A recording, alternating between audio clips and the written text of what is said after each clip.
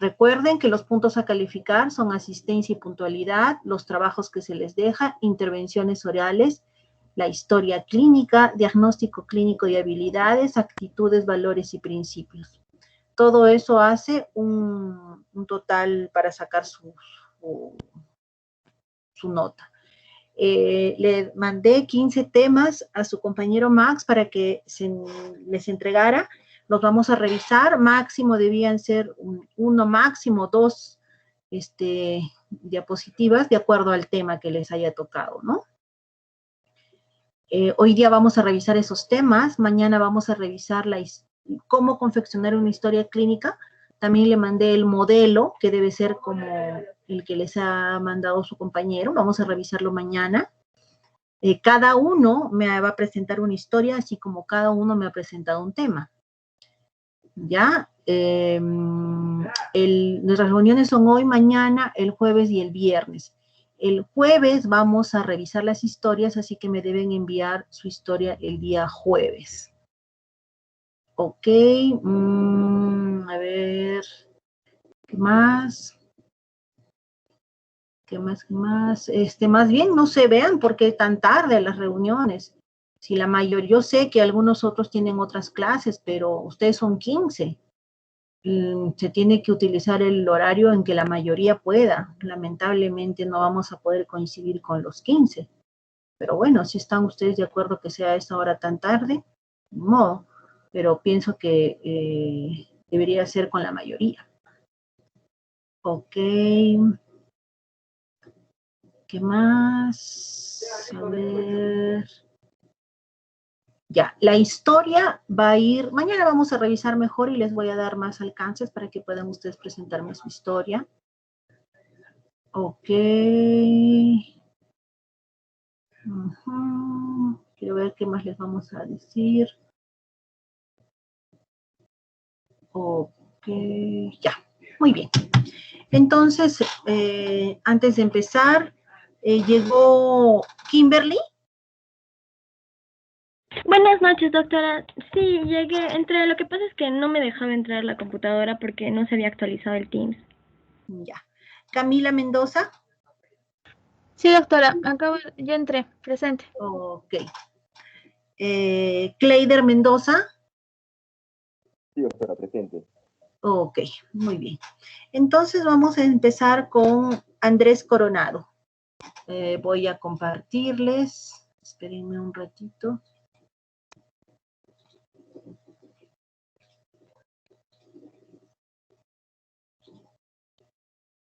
Cleider Coronado.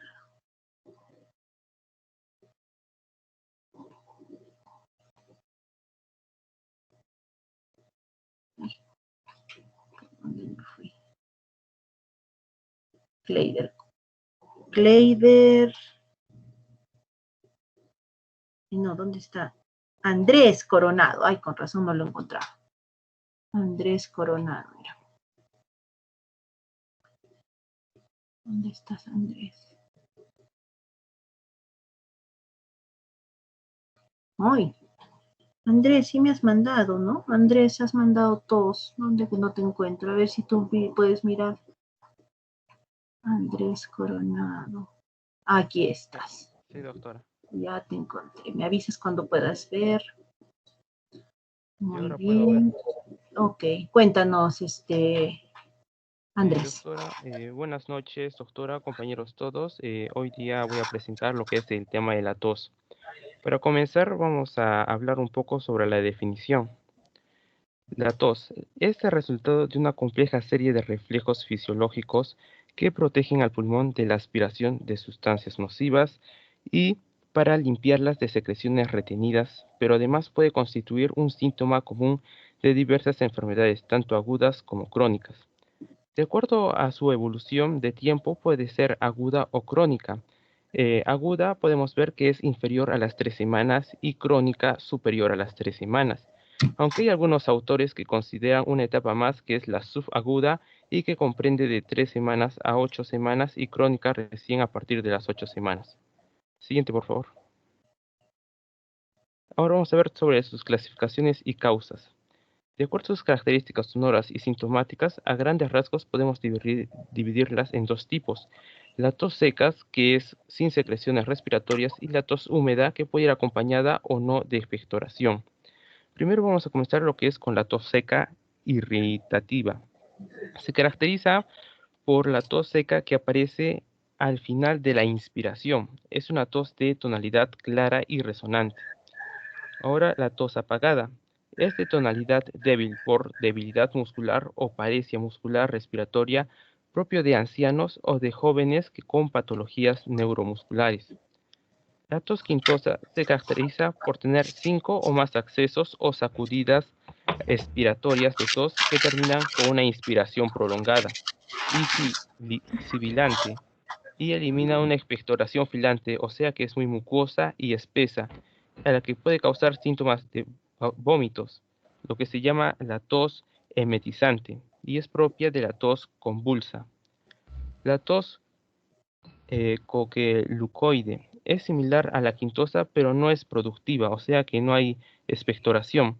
Es menos intensa y menos duradera y se presenta en síndromes mediastínicos por compresión del vago. Después la tos ronca o perruna. Es intensa y grave, similar al ladrido de un perro, y es propia de las traqueitis y se acompaña de la sensación de lesión o herida retroesternal.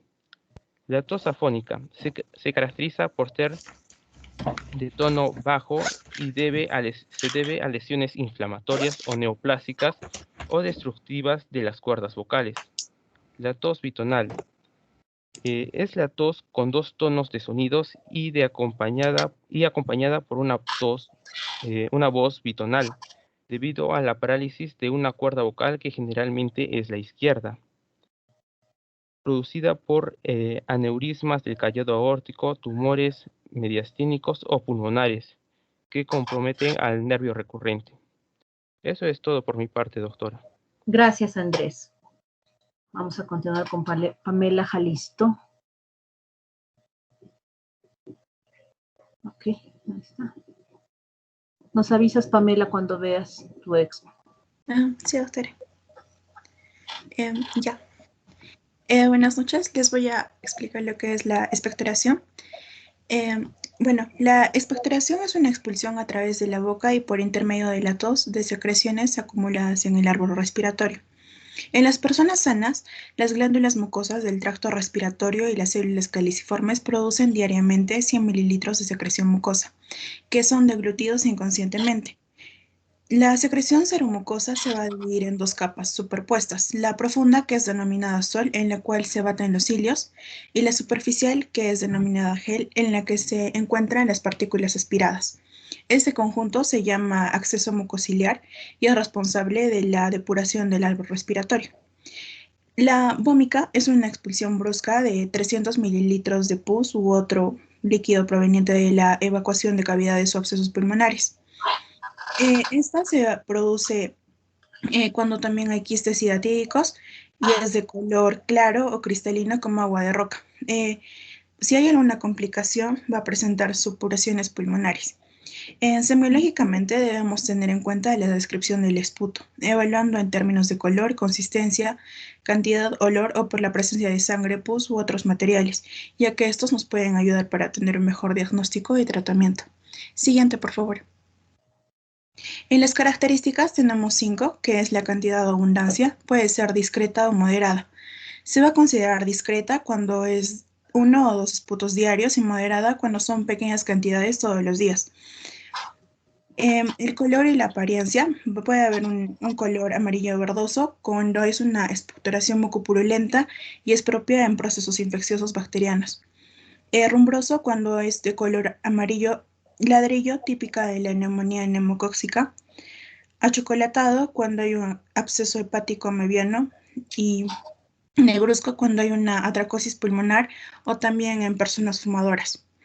En la viscosidad podemos tener una viscosidad adherente cuando presenta moldes fibrinosos como en las reagudaciones asmáticas o en neumonía y fluidos cuando hay presencia de un edema agudo de pulmón.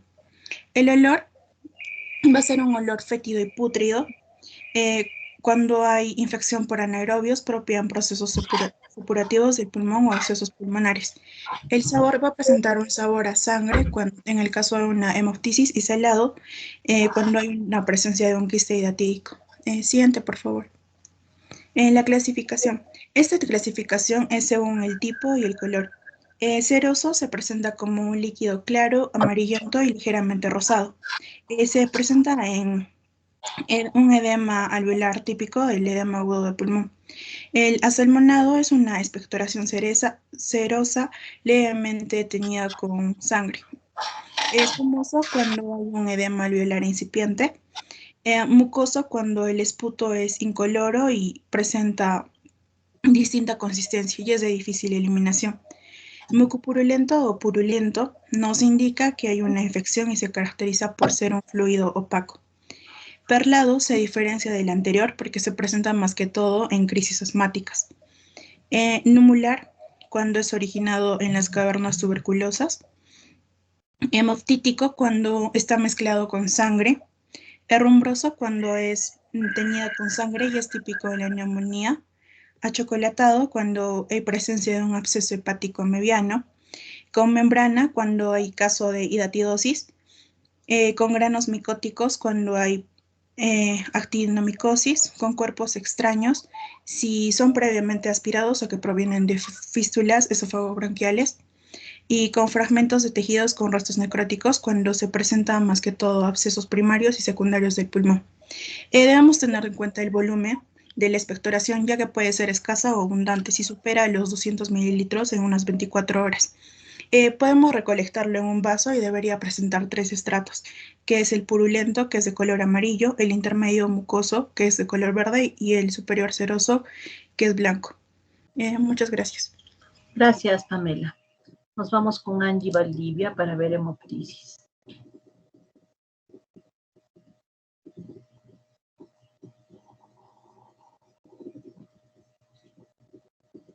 Nos avisas, Angie, cuando veas tu expo.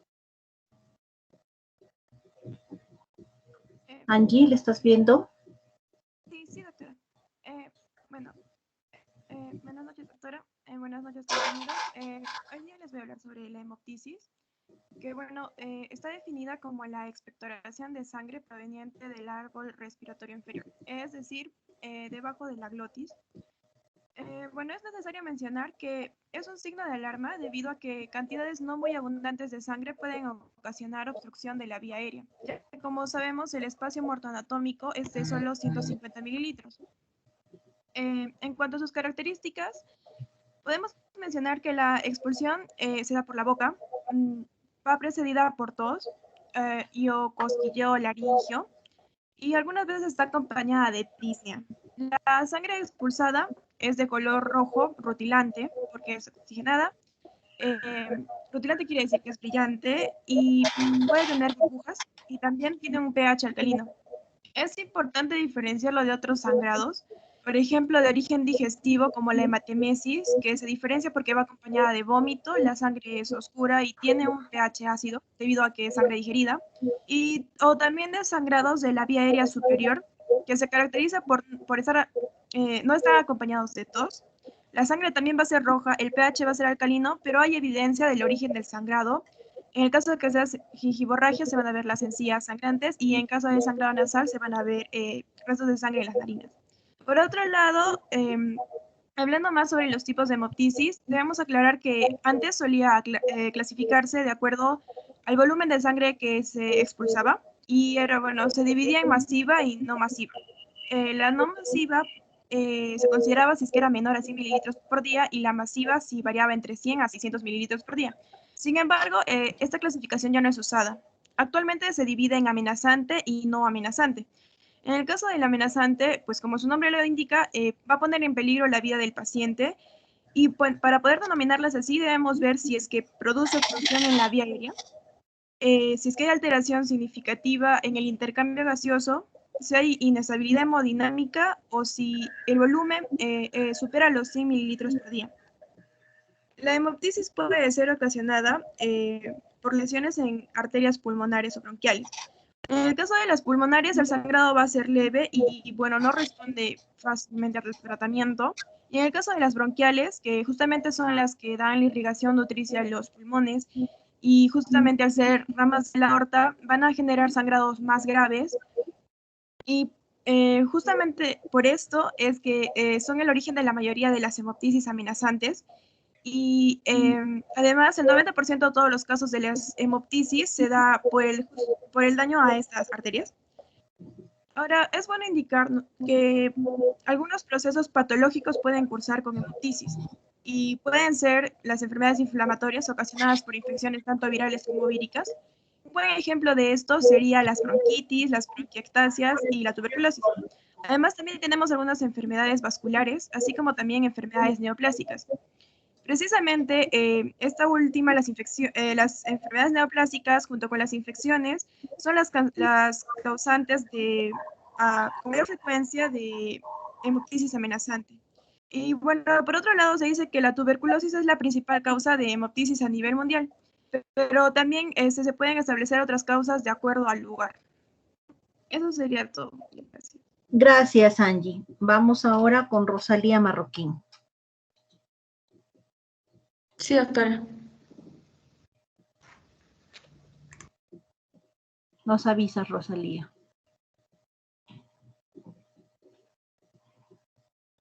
¿Puedes ver? Sí, ahora sí.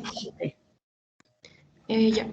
En este caso yo voy a presentar lo que es el dolor torácico, que viene a ser la presencia de dolor o molestia anómala localizada en el tórax, entre el diafragma y la fosa supraclavicular. Algunas de sus causas pueden ser de tipo cardiovascular, gastrointestinales, psicógenas, pulmonares, musculoesqueléticas e incluso cutáneas. Siguiente, por favor.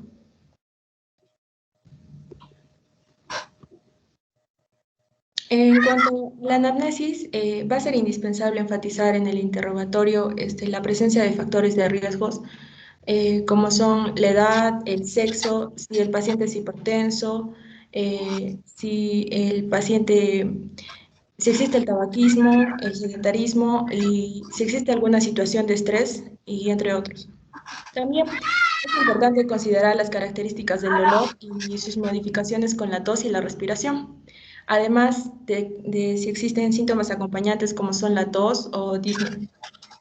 Ahora, en cuanto al dolor torácico, va a tener distintos perfiles según su origen. En este cuadro les he tratado de presentar, primero vamos a presentar el perfil isquémico, en el cual el dolor torácico es de tipo opresivo, retroesternal y puede irradiarse a cuello, mandíbula, región interescapular, hombro y miembro superior izquierdo. Su duración, en caso de una angina, suele ser inferior a 15 minutos y suele desencadenarse con el ejercicio o la situación de estrés. En cuanto a un perfil político, vamos a ver de que el dolor es de tipo punzante y de localización costal, que puede irradiarse al cuello y que suele durar más que el isquémico. Su intensidad va a ser variable y va a aumentar con los movimientos respiratorios, es decir, al momento de toser o al momento de inspirar profundamente. Y con los cambios posturales. Suele mejorar con el decúbito sobre el lado afectado.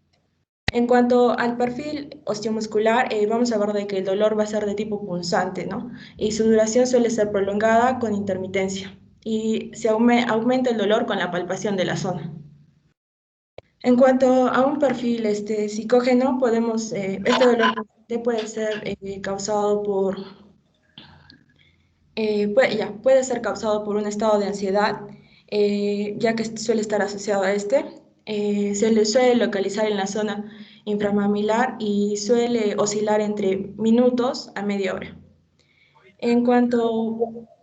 Ahora centrándonos en la etiología respiratoria, podemos encontrar algunas causas como son las afecciones traqueobronquiales, las cuales suelen ser de localización retroesternal y de carácter urente. También el compromiso de la pleura parietal, mediastínica o diafragmática. También otra causa respiratoria puede ser una pleuritis aguda, un mesotelioma, procesos inflamatorios y un cáncer broncógeno. En cuanto a la exploración física, es importante que se den estos pasos, que son la búsqueda de signos indirectos de dolor, también la auscultación de forma detenida, en la cual quizás vamos a poder encontrar un neumotórax, un derrame pleural o signos de consolidación, que cualquiera de ellos puede causar dolor torácico, ¿no? También es importante que el examen pulmonar, bueno, es esencial para buscar signos de insuficiencia respiratoria.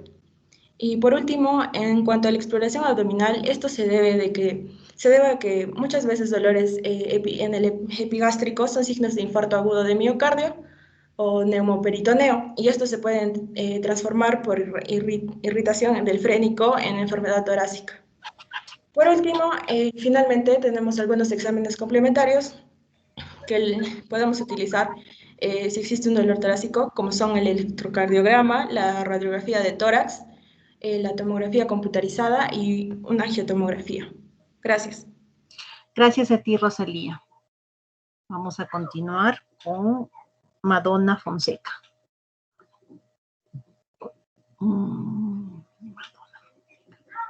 Nos avisas, Madonna, cuando puedas ver tu expo. ¿Sí, Madonna? Sí, doctora. Ya, yo les voy a hablar de cianosis. Siguiente diapositiva, por favor. ¿Siguiente? Sí. Ya. La definición de cianosis es de que es un signo clínico que se caracteriza... No, la anterior. Ok. Es un signo clínico que se caracteriza por la coloración azul, violácea o inclusive negruzca de la piel y de las mucosas. Esto se da porque la hemoglobina reducida o desoxihemoglobina va a ser mayor de 5 gramos por decilitro en los capilares. El valor normal de esto es de 2,6 gramos por decilitro. Entonces, podemos asociar este signo con alguna falla o algún trastorno de la oxigenación tisular. La curva de disociación de hemoglobina, vemos que si, digamos, por ejemplo, la presión parcial de oxígeno va a disminuir, la presión de CO2 va a aumentar, y esto indica de que hay mayor captación de oxígeno, pero menor afinidad por la hemoglobina. ¿Qué más podemos decir de esto? Podemos agrupar la cianosis en dos grandes grupos, verdadera y en pseudocianosis, pero la pseudocianosis, como dice su nombre, es falsa, y entonces, digamos, en algún momento vamos a presionar la piel y la cianosis va a seguir presente. En cambio, en la verdadera, cuando presionamos alguna parte del cuerpo, la cianosis va a desaparecer momentáneamente. La pseudocianosis también se puede dar por algunos fármacos o metales pesados como el oro o la plata. Siguiente diapositiva. La cianosis verdadera se va a dividir en central y periférica. Entonces, en la central, bueno, acá hay principales diferencias. La central está generalizada en mucosas y piel. También podemos hallarla, digamos, en las alas de la nariz, los labios, la mucosa oral, el lecho ungual, la conjuntiva palpebral, los pulpejos de los dedos, las eminencias malares. Y la periférica mayormente se encuentra más en las partes distales, de los pulpejos de los pies, de los dedos de las manos y de los pies. La temperatura en la central la piel está caliente, y la periférica la piel está fría. Entonces va a mejorar si abrigamos al paciente. Luego lo de la oreja, si hacemos un masaje, en la central va a desaparecer, pero en la periférica no desaparece. Las principales causas de la central es la hipoxemia, donde hay mayor saturación, hay una menor saturación de oxígeno, una mayor presión parcial de oxígeno, insuficiencia respiratoria, disminución de la presión parcial del aire inspirado, y presencias patológicas de hemoglobina, como la metahemoglobinemia y la sulfohemoglobinemia. Va a mejorar entonces si le aplicamos al paciente oxígeno. Y en la periférica, las principales causas son la hipotermia significativa, la disminución del volumen de eyección, las alteraciones locales del sistema arterial, el empeoramiento del retorno venoso, el aumento de la viscosidad de la sangre. También está la cianosis mixta, que sería la combinación de la central y la periférica, y esto se puede dar en una falla al corazón por trastornos pulmonares de tipo crónico. El diagnóstico, para ayudar, podríamos Medir con un pulsiómetro en el dedo o lóbulo de la oreja y complementar con un ecocardiograma, un cateterismo cardíaco o pruebas de función pulmonar. Pero la mejor manera de ver qué está pasando sería pedir un análisis de gases de sangre arterial. Y ya, eso sería todo. Gracias, Madonna. Continuamos con Camila Ureta. Sí, doctora, buenas noches.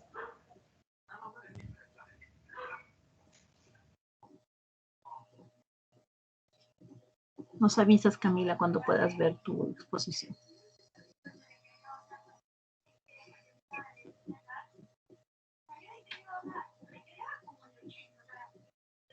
Listo, doctora. Ok, buenas noches con todos. El día de hoy voy a hablarles sobre la disnea. En primer lugar, tenemos que entender que la disnea es la sensación desagradable y dificultosa de la respiración. Y una clasificación de la disnea según la New York Heart Association la divide en 4 grados. El grado 1 se presenta al realizar grandes esfuerzos que se efectuaban antes sin ninguna molestia, como lo que sería correr o subir varios pisos. El grado 2 se presenta al realizar esfuerzos moderados cotidianos, como lo que sería caminar un trecho muy breve o subir un solo piso. El grado 3 se presenta al realizar esfuerzos ligeros y el grado 4 se presenta en pleno reposo físico y mental. Siguiente, por favor. Siguiente, por favor.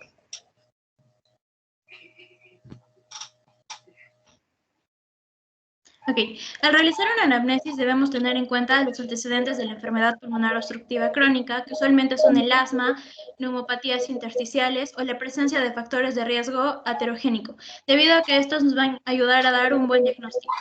Los pacientes suelen definir o describir la disnea de diferentes maneras.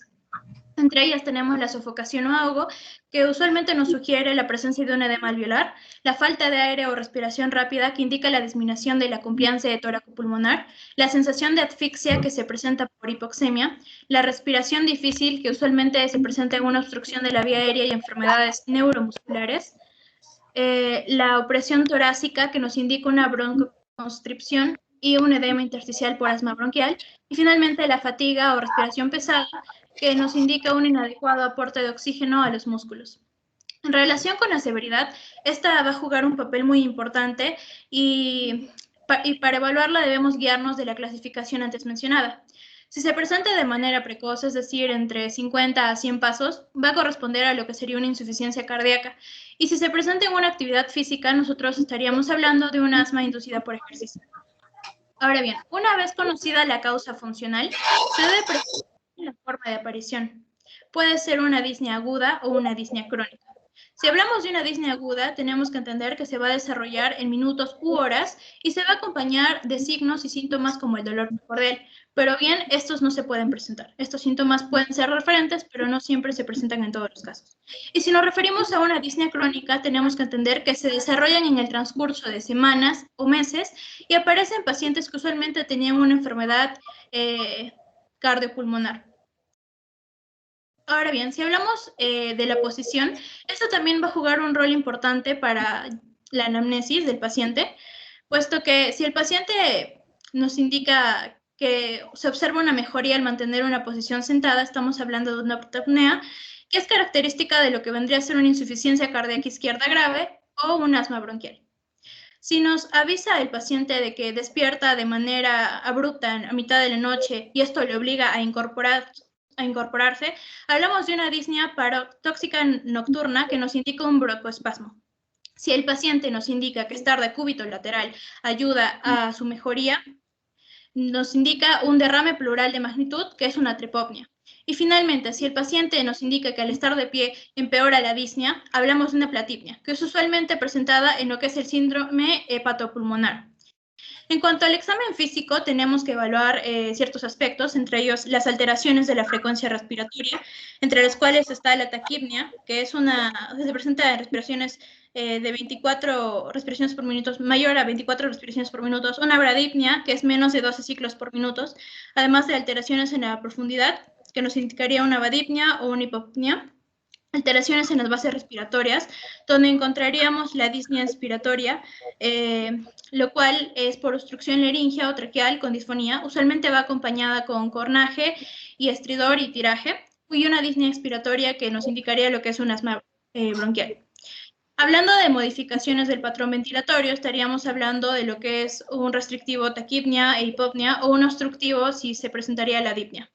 Y finalmente, si hablamos de los signos de insuficiencia cardíaca, estaríamos hablando de una falla anterograda, se presenta con la piel húmeda, fría y pálida.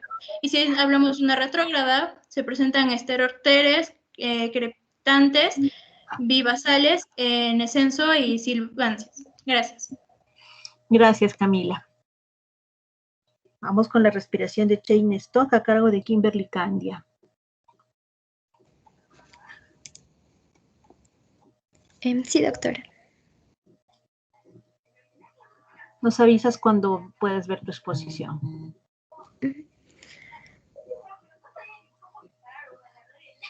Ya la puedo ver, doctora. Buenas noches, yo voy a realizar la exposición sobre la respiración de Cheyne-Stokes. Bueno, la respiración de Cheyne-Stokes es una alteración muy frecuente del ritmo respiratorio. Como podemos observar en las imágenes, este patrón de respiración presenta una alternancia de periodos de manera creciente y decreciente entre apneas e hiperapneas, en el cual la ventilación va a aumentar gradualmente en fuerza y longitud y va a llegar a un máximo para luego disminuir y presentar los periodos de apnea, que pueden durar de 20 a 30 segundos. Este tipo de respiración es cíclica y un paciente puede presentar en un minuto unas 30 acciones de respiración de este tipo, generándose así el patrón respiratorio de creciente decreciente. Es muy normal, es común observar que en los pacientes que presentan este tipo de respiración tengan las pupilas contraídas durante los periodos de apnea y las pupilas midiátricas durante los periodos de hiperapnea. Dentro de los factores o causas que podrían generar esta patología, tenemos que, primero, que la respiración de Cheyne-Stokes se va a dar por la disminución de la sensibilidad de los centros respiratorios ante la presión de dióxido de carbono en las arterias, generándose así un aumento de la ganancia de la retroalimentación negativa. Entonces, para acordarnos un poco, tenemos que saber que en el bulbo van a estar los centros respiratorios. Siguiente, por favor. Como vemos en la imagen, vemos que en el bulbo van a estar los centros respiratorios. En estos centros respiratorios van a trabajar en base a las presiones arteriales de CO2 y oxígeno. En este caso, va a haber un tipo de alteración en el bulbo, y para que la persona en un estado normal pueda manejar estas frecuencias respiratorias, va a tener que existir una presión alta y fuerte de CO2 para que se active el bulbo. En el caso de este tipo de respiración, el paciente, para poder tener este rango de CO2 y poder activar el bulbo, va a presentar momentos de no respiración, que son los momentos de apnea, en los cuales el paciente no va a respirar por el lapso de unos 20-30 segundos, en el cual va a haber un aumento. Mientras está el periodo de apnea, va a haber un aumento de CO2. Las concentraciones de CO2 van a aumentar hasta llegar al punto en el que el bulbo va a estar activado, pero así, mientras está aumentando el CO2, va a disminuir la presión de oxígeno. Entonces va a haber un cambio de presión de estos gases, y esto es lo que va a generar que el paciente vaya a presentar un estado de hiperventilación o hiperapnea, en el cual va a tener respiraciones frecuentes y rápidas, tratando de expulsar el dióxido de carbono que se ha acumulado durante el periodo de apnea. Y después de realizarse estas respiraciones rápidas, esta hiperventilación, el paciente va a retornar nuevamente a un periodo de apnea, realizándose esto de manera cíclica. Este tipo de respiración es poco frecuente en la población pediátrica, pero sí va a estar frecuente y con mucha frecuencia en las personas que padecen enfermedades cerebrovasculares y en las personas que padecen insuficiencia cardíaca, pero de manera no patológica se ha presentado también en personas que han realizado viajes a grandes alturas, por ejemplo, en excursionistas que han realizado recorridos en el Everest, en el cual han presentado este tipo de respiración mientras estaban dormidos o acostados. Bueno, no sé si se puede observar, pero presenté un pequeño video en el cual se puede ver cómo es el tórax en la persona que presenta. Vemos que ahí está el periodo de la hiperventilación con respiraciones rápidas que tienen este tipo de, como agitadas así, y va a presentar un periodo en el que no va a respirar y puede parecer que está muerto, pero realmente no está muerto, simplemente está en periodo de apnea. Por ejemplo, ahorita ya no se presenta la hiperventilación y vamos a ver que en un rato va a haber otra vez el periodo de hiperventilación. Eso sería todo. Gracias.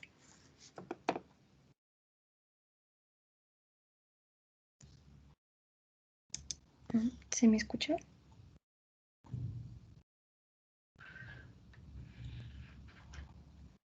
¿Aló? Sí, doctora, sí, sí, escucho.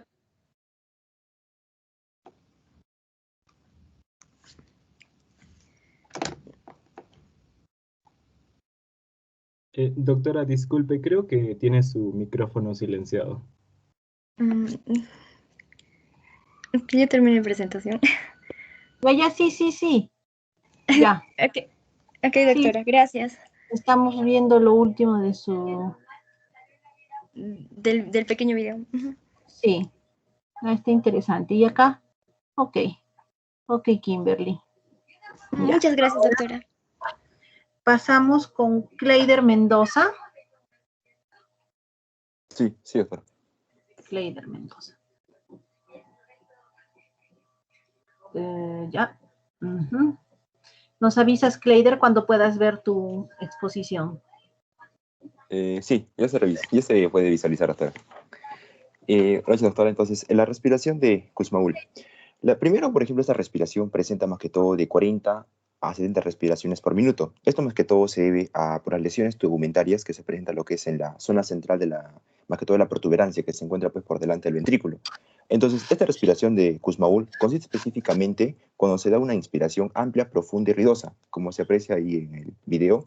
Entonces, esta va a ser seguida por una breve pausa y va a tener, por ejemplo, una expiración luego que va a ser corta pero quejumbrosa, para luego, más que todo, va a dar lo que es a una pausa que será más prolongada.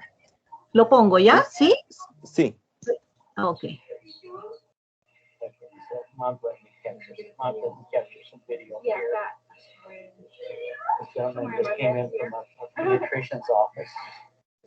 Ahí justamente en el video se puede, digamos, como otros investigadores le pusieron como concepto Murray y Nadel, donde especifican que viene a ser un patrón de hiperventilación, más que todo con respiraciones profundas y suspirantes, ahí como se aprecia en el video. Entonces, este tipo especial de respiración se observa más que todo lo que es en los estados de acidosis, particularmente aquellos que presentan lo que es el coma diabético, que va a tener por finalidad lo que es provocar, ¿no?, el aumento de la ventilación pulmonar, en donde el organismo va a tener que luchar contra los ácidos. Siguiente diapositiva, por favor, doctora. ¿Otra vez? Entonces, no, en la tercera diapositiva, doctora, se me congeló la pantalla, pero sí. Ahí está, tercera diapositiva, doctora, sí. Entonces, como se aprecia ahí en el pequeño gráfico, al haber un aumento de dióxido de carbono y una disminución de pH, lo que va a hacer que hay un aumento compensatorio en lo que es en la ventilación por minuto. Entonces, lo que se observa como hambre de aire. ¿Qué quiere decir hambre de aire? O sea, que significa que si lo experimenta, puede parecer como que si la persona estuviera jadeando o como si su respiración pareciera lo que es entrar en pánico. Entonces, que en sí lo que se va a tratar es de expulsar el dióxido de carbono y aumentar lo que es el pH, así para poder tener lo que es una frecuencia respiratoria más que todo por 20 minutos, o sea, una respiración 20 por minuto, ¿no?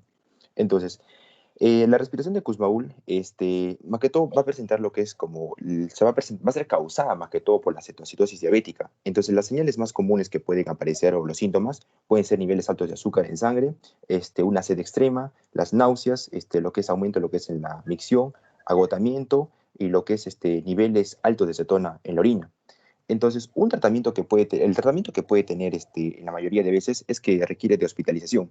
O el tratamiento, más que todo, como sea la cetosis diabética, entonces requiere lo que es del reemplazo del líquido y lo que es de electrolitos, más que todo por vía intravenosa.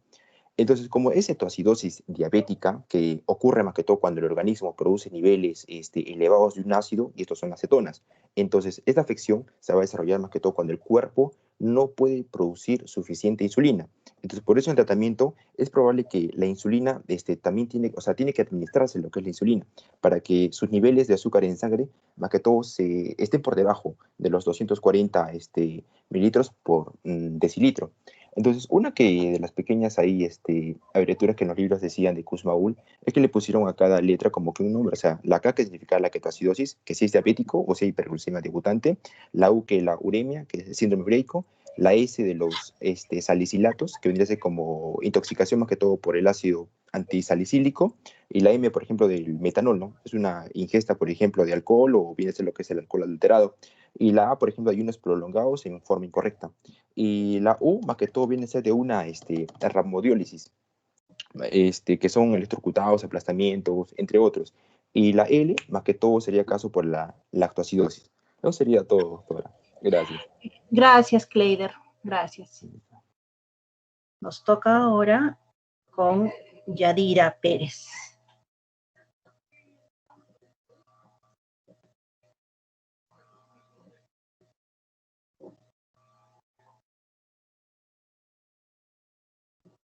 Nos avisa Yadira cuando veas tu exposición. Ya, doctora, ya se ve. Buenas noches, doctora. Buenas noches, compañeros. Yo voy a hablar sobre la respiración de Biot. Esta es una respiración que mantiene alguna ritmicidad, pero es interrumpida por periodos prolongados de apnea, como se puede ver en la imagen del lado derecho. Cuando la alteración es más extrema, va a comprometer la ritmicidad y la amplitud. Se llama respiración atáxica. Como podemos ver, la apnea puede durar de 5 segundos a 30 segundos. Siguiente, por favor. Dentro de las causas de la respiración de Biot tenemos daño en el bulbo raquídeo por accidente cerebrovascular o trauma, presión en la médula debido a una hernia uncal o tentorial o un abuso prolongado de opioides. Ahí está el video de cómo se puede observar esta respiración. Ay, no.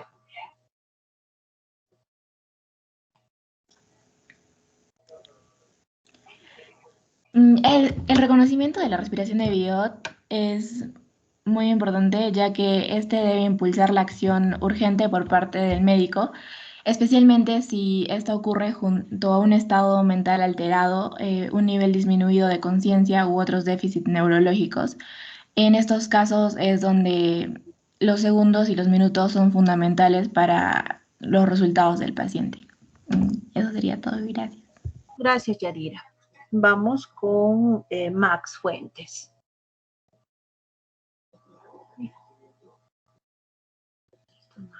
¿Me pasé?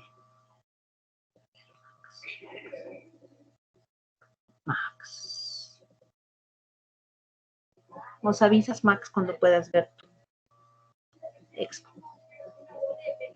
Ya sé. Okay. Entonces, buenas noches, doctora, buenas noches, compañeros. Yo les voy a exponer sobre los tipos y formas de tórax patológicos. Bien, entonces, para empezar, tenemos que saber que existen 4 tipos fundamentales de tórax patológicos y cada uno de estos va a tener una forma característica. Empezamos con el pectus excavatum, o también llamado infundibuliforme, o también tórax de zapatero. ¿Por qué va a estar caracterizado este? Se va a caracterizar porque hay una depresión en la parte inferior del esternón y en la región epigástrica, como podemos ver en la imagen, una depresión. En general, esta es una deformidad que, bueno, va a ser de naturaleza congénita. Cabe destacar que en estos 4 tipos de tórax que vamos a ver pueden ser tanto congénitos como adquiridos. En el siguiente tipo tenemos el pectus carinatum, o también llamado tórax cariniforme o enquilla. ¿Por qué decimos que se llama enquilla? porque, bueno, este esternón va a ser prominente y las costillas van a estar horizontalizadas, resultando así que el tórax se va a asemejar al de las aves. Claro, porque como ellas tienen su tórax prominente, entonces esta es una forma similar. Este tipo de tórax puede ser congénito o adquirido. En el último caso, en el que sea adquirido, va a ser por un caso de raquitismo en la infancia. Siguiente diapositiva, por favor. Pasando con el tercer tipo, tenemos el tórax sifoescoliótico. En este se pueden dividir en dos subtipos, tanto tórax sifótico como tórax escoliótico. Hablando sobre el tórax sifótico, este va a tener como característica principal una curvatura de la columna dorsal y va a formar así una gibosidad. Esta puede ser de origen congénito o también puede ser una consecuencia, por ejemplo, de una mala postura. Enfermedades tales como la tuberculosis ósea, la osteomelitis o una neoplasia pueden ser el origen del tórax sifótico. Y ya pasando en sí al tórax sifoescoliótico, vamos a ver que va a presentar, además de la sifosis, como ya había mencionado, una desviación, ¿no? A nivel de la columna hacia un lado, no de izquierda o puede ser derecha, va a ser lo que conocemos como escoliosis. Y bueno, estas variaciones del tórax, ya sean congénitas o adquiridas, en muchos casos van a causar problemas respiratorios y también funcionales a nivel cardiovascular a la persona que lo posea. Y finalmente tenemos el tórax centonial. Bueno, su característica principal es que es globuloso. Y vamos a ver que hay un aumento del diámetro anteroposterior. Va a haber una mayor horizontalización de los arcos costales y, bueno, va a haber una pequeña deformidad en la columna dorsal que, bueno, va a aparentarse redondeada. Y esto va a hacer que el tórax sea más corto. Este tipo de tórax es típico en las personas que sufren enfisemas, también llamado tórax enfisematoso. Muchas gracias. Esto sería todo. Gracias, Max. Continuamos con Camila Mendoza, ¿sí, no? Sí, Camila Mendoza.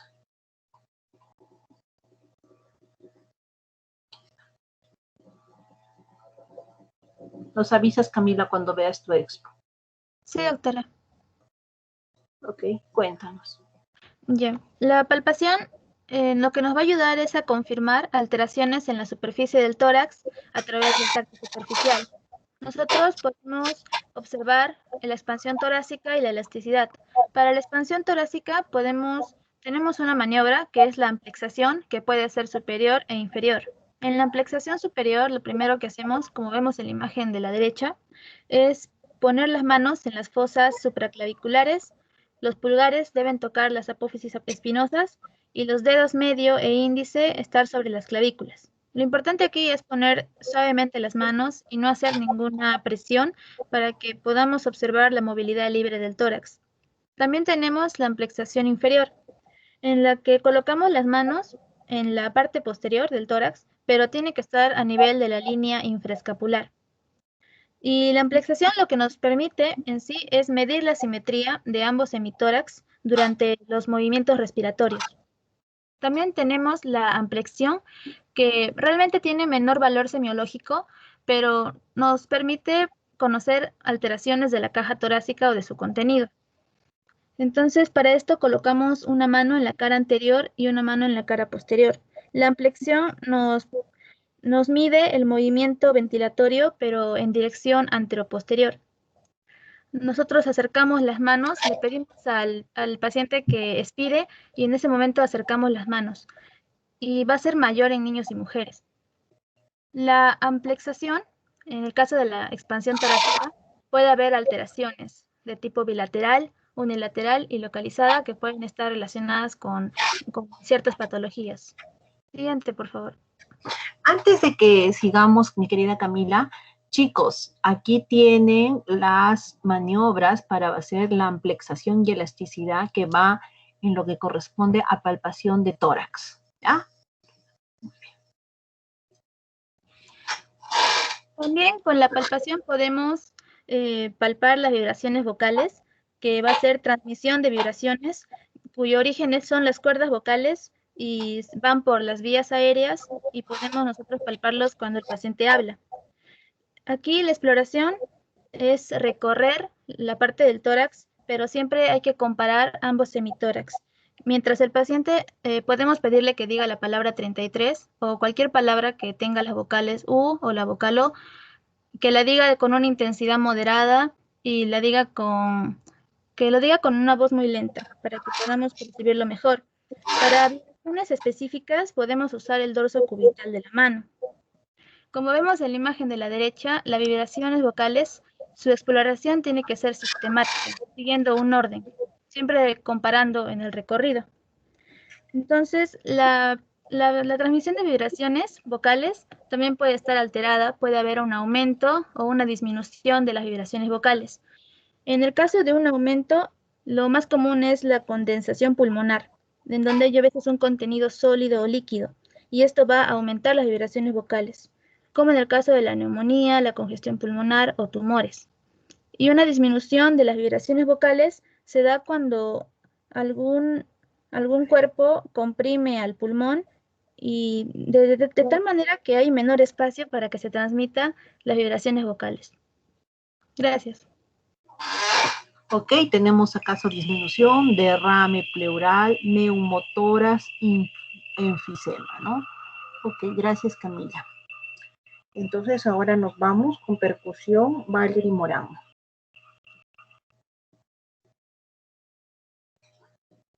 Nos avisas, Valerie, cuando veas.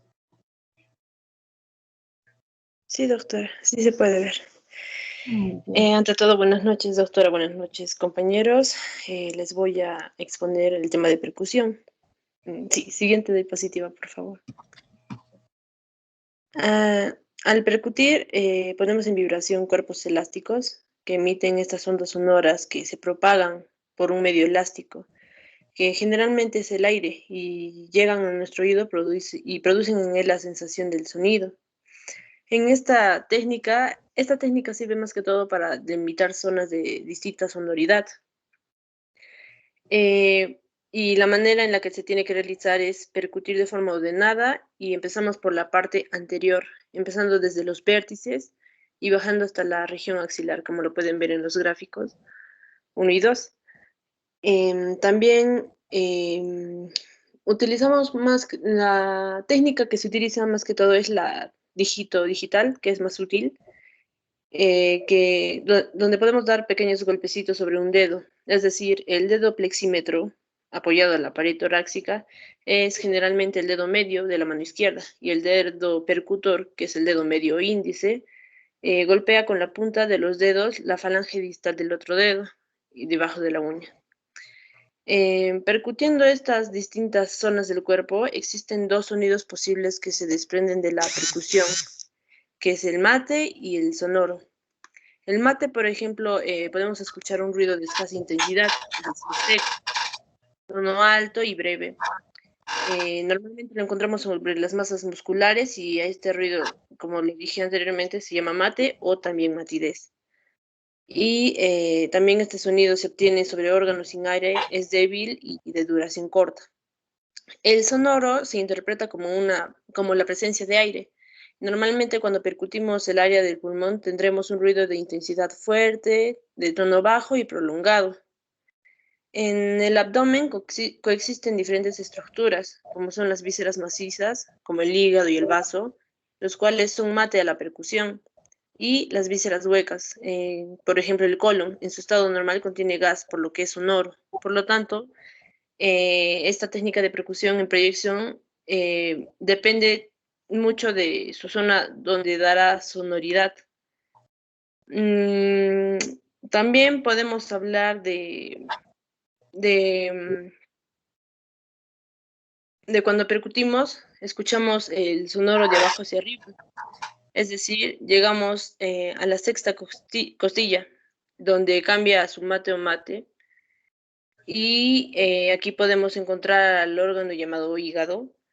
Por el lado izquierdo del sonoro hasta el tercer espacio intercostal, es decir, en el corazón, por esa zona, el sonido va a ser mate. Si bajo un poco más, va a cambiar a ruido sonoro, de ruido sonoro a timpánico, es decir, al estómago, como un tambor. Y por último, por la parte posterior, voy a encontrar sonoridad en el pulmón hasta la 12ª costilla, en la que ya cambia un poco el sonido. Y no sé si se podrá reproducir el link que puse en la parte de abajo de la diapositiva. para escuchar un poco más acerca de los sonidos de percusión, más que todo de sonoridad y de matidez. También en este video también presentan las anomalías también de percusión.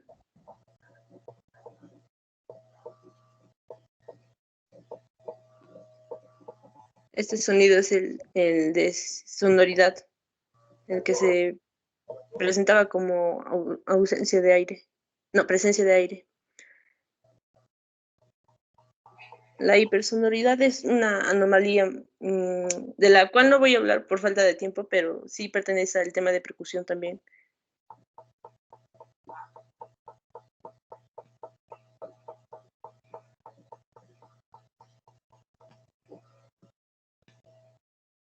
El timpanismo también es otra anomalía de percusión.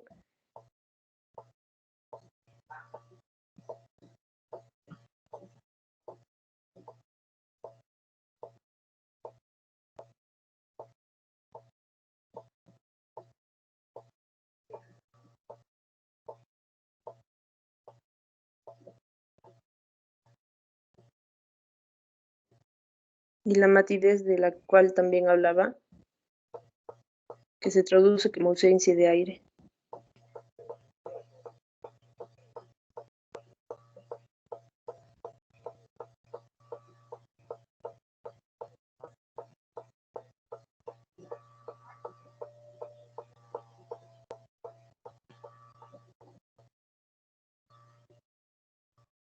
Por último, la submatidez, que también es otra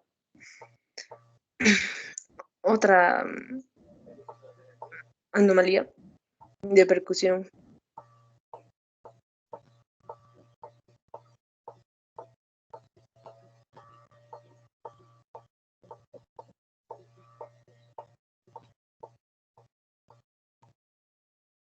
Eso sería todo. Muchísimas gracias. Gracias, Valerie. Entonces, recordarles. ¡Ay! Me salí. Pero quiero ver tu exposición, Valerie, ¿ya? Acá. Entonces. Ay, ¿por qué no está? Aquí está. Vean, esta es la forma de colocar los dedos para hacer la percusión. Cómo está colocando acá encima del tórax, cómo deben examinar a su paciente, cómo deben colocar, y que lo que vamos a encontrar, la sonoridad es la presencia de aire, ¿no? Como suena normalmente un pulmón aireado. La matidez es ausencia de aire, ¿no? Como, por ejemplo, de órganos macizos o de condensaciones tipo neumonía, o el hígado, el vaso, el riñón. Y el timpanismo es la presencia de aire dentro de vísceras huecas. Entonces ya hemos visto las maniobras para la palpación, imágenes para ver la percusión. Y ahora vamos a ver, y excelente tu video, que está acá. Vamos a ver ahora con Fiorella Neira. Sí, doctora.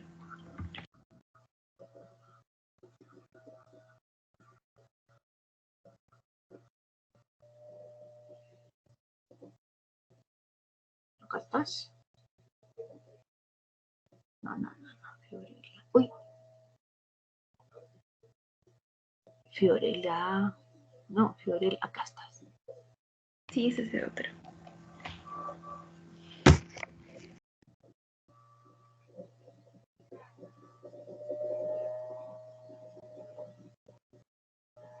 Nos avisas, Fiorella, cuando veas. Mucho. Un poquito, doctora.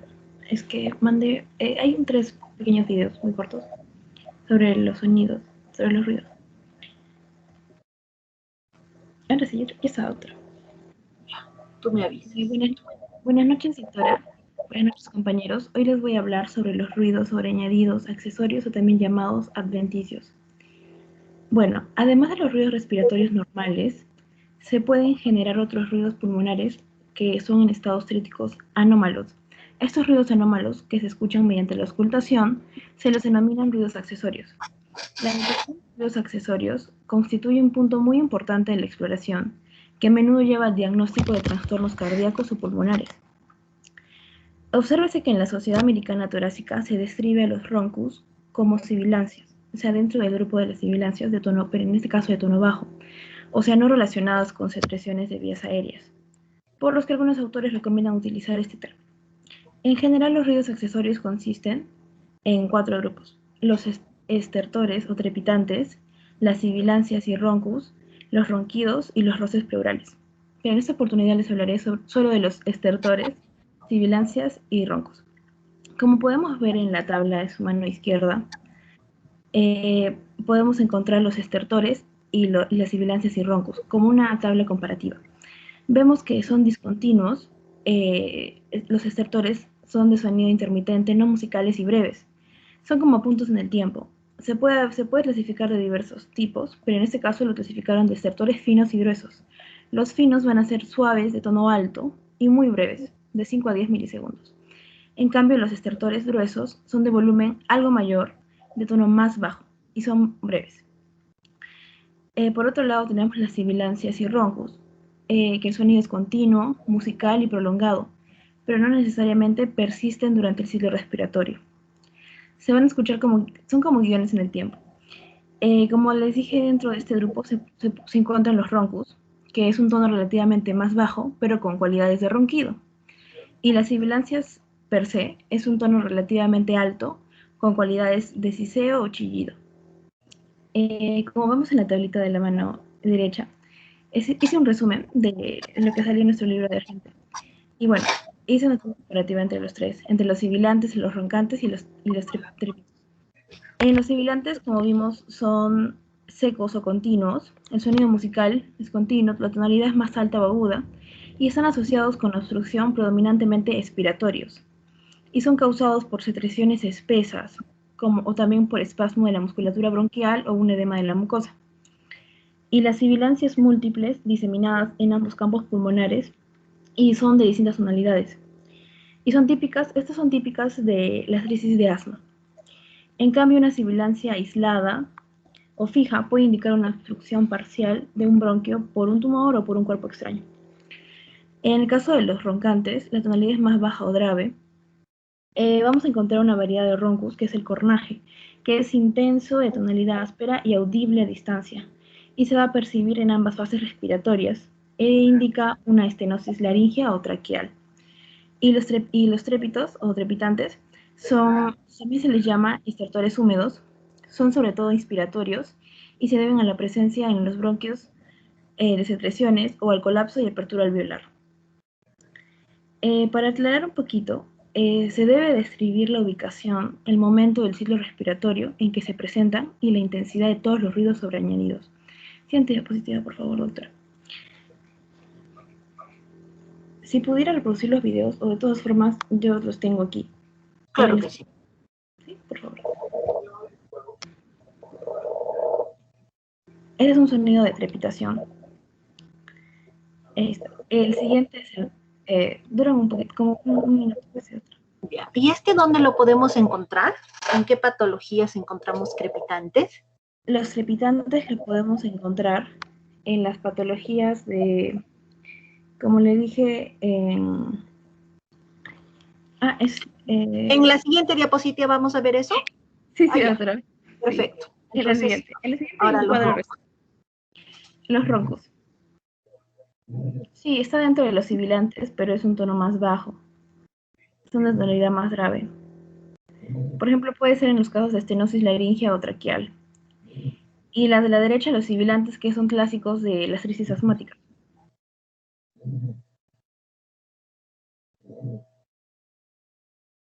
Muy bien. Clásico, sonido de las crisis asmáticas.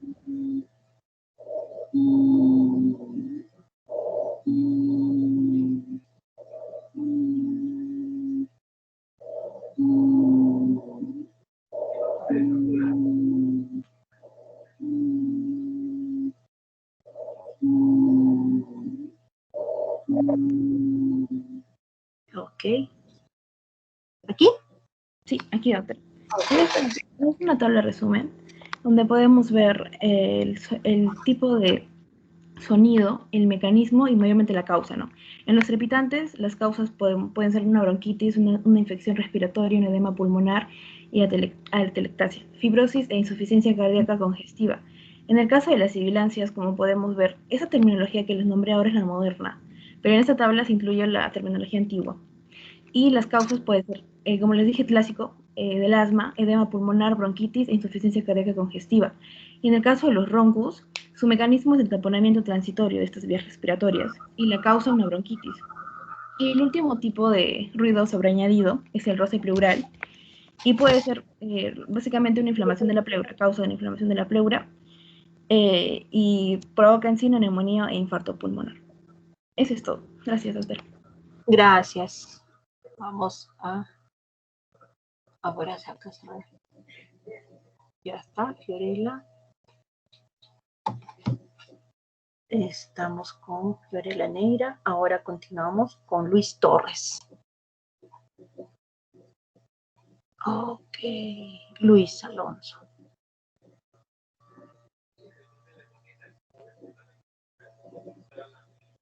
¿Nos avisas? Sí, Luis? Gracias, doctora. Vamos a empezar con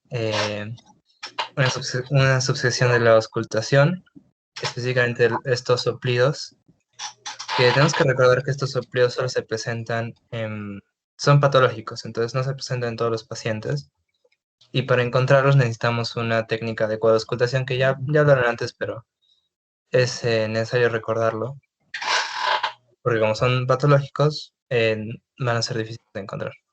Bueno, ahí están las primeras pautas que ya las han visto, las vamos a repetir. Brazos relajados a los costados, auscultar primero caras anterior, posteriores y laterales. Para las caras laterales, una mano sobre el lado contrario para la cara, para hacer presión.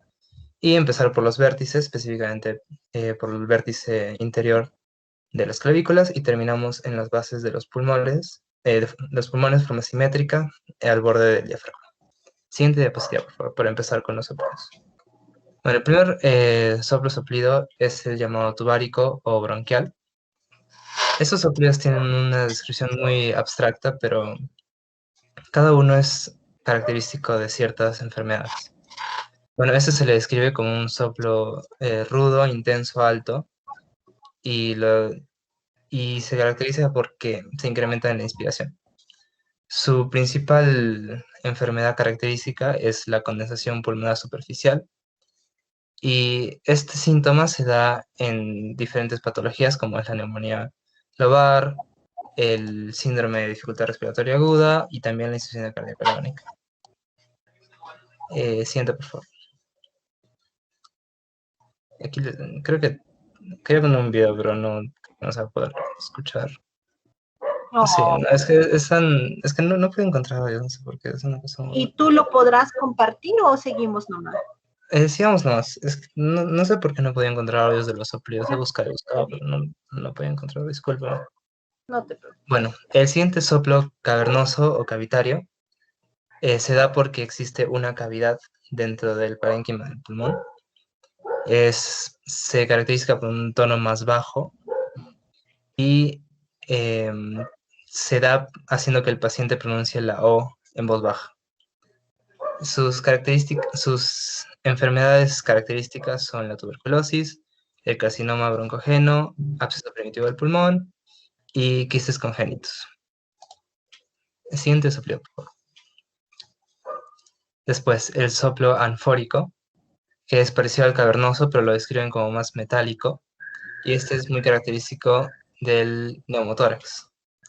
Neumotórax a tensión, específicamente con fístula broncopleural. ¿Qué significa esto? Bueno, una neumotórax a tensión es cuando el aire se acumula entre la pared torácica y el pulmón, y una fístula broncopleural es, claro, un camino no normal entre un bronco y la cavidad pleural. Y este ruido se percibe cuando el paciente sopla lentamente. Algunos médicos lo describen al soplar una botella o un contenedor, o al toser muy suavemente. Siguiente soplido, por favor. Ya el último, para terminar. El soplo pleural, el más único de todos, es producido por un pulmón colapsado debido a un derrame pleural. Cuando existe un derrame pleural, un derrame de la cavidad pleural, se da este soplido. Y bueno, es menos intenso que un soplo tubario y se oculta por encima de la zona del derrame pleural. Ahí tenemos una guía que he podido encontrar para poder identificar ese soplido en un paciente que ha sufrido este derrame. Y esos son los 4 soplidos pleurales. Los 4 soplidos que se pueden encontrar patológicos durante la auscultación. Ok, gracias, Luis. Por último, tenemos a Natalie Joaquira. Buenas noches, doctora. Vale, pues. Ok.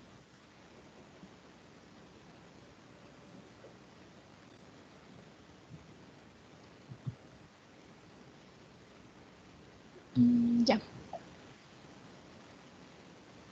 Bueno, buenas noches, doctora, compañeros.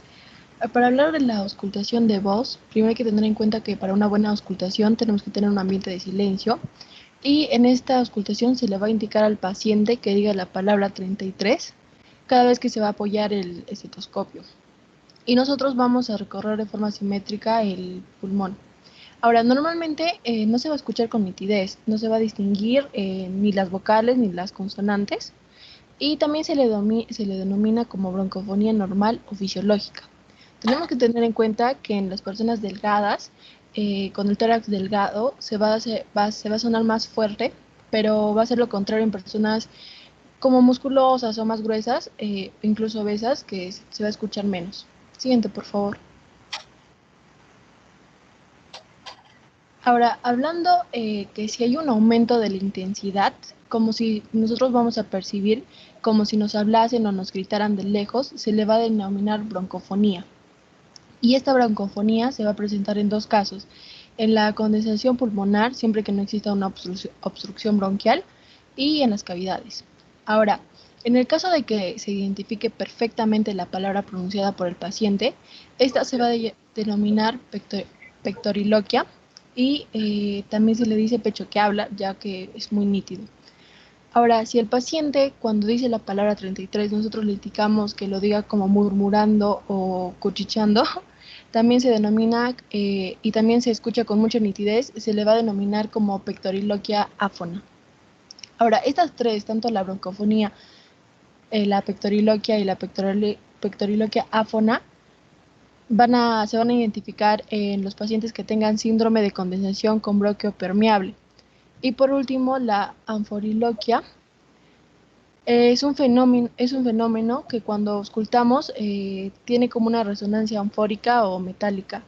Y aportando a todo esto, la egofonía o voz de cabra es una auscultación con una tonalidad como entrecortada o temblorosa, como si se hablara apretando la nariz con los dedos, y es semejante al balido de la cabra. Gracias. Gracias, Natalie. Entonces, chicos, hemos revisado 15 temas, que no es para que yo preparé y no preparé el mío y no sé, hemos escuchado todos los 15 temas, que mañana cuando revisemos la historia va a salir alguno de los temas. Así de que no, por favor, repasen principalmente lo que han hecho sus compañeras de palpación, percusión, auscultación. ¿Ya?